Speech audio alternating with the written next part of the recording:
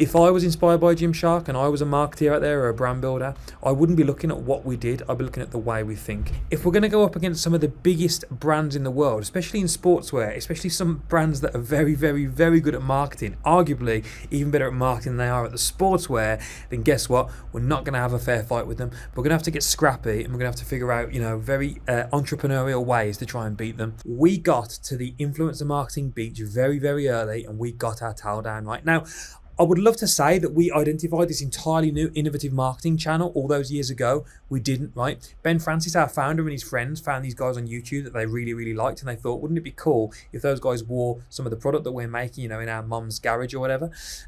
So they sent it off. What we didn't realize is we were getting our towel down on that influencer marketing beach very early, and we've been doubling down on that ever since. So then that was in the days of influencers on Facebook and YouTube, right? Then this new thing called Instagram came along. So guess what we did when Instagram came along? We got our towel down on that beach very, very early, right? And anybody who markets on Instagram these days will tell you it's a lot harder to do that these days than it was in the early days when there was organic reach, the best content reached the top of the explore page and all that kind of stuff. So we benefited from those really early days. Now, I was at Commerce Plus for Shopify in New York not long ago, as I mentioned earlier, and loads of CMOs and marketing directors and whatever else in the audience. I was on stage and they're asking me questions about Instagram and, Noel, what's the best how many hashtags do you use and when do you post and how often do you post and why does Gymshark have multiple accounts? And they're asking all this really in-depth Instagram stuff.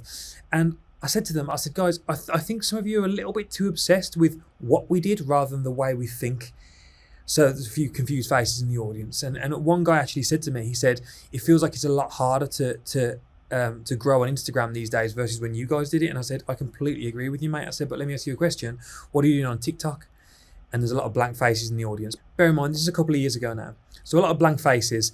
About 2 people put their hands up and said, yeah, we're trying on TikTok. We're trying to figure it out. We're trying to find our way, whatever else. One person said to me, I work for a water company.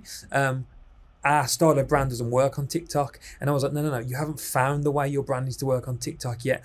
But TikTok right now, again, this is 2 years ago, is Instagram back when we joined, right? And at the end of the day, we all know brand isn't a logo, right? Brand is what's said about your business or your company, your brand, whatever it might be. So I would hold on to those insights for dear life. And again, you may be sat here thinking, wow, Gymshark are good marketeers. And I repeat this all the time, but Gymshark are not good marketeers, we're good listeners.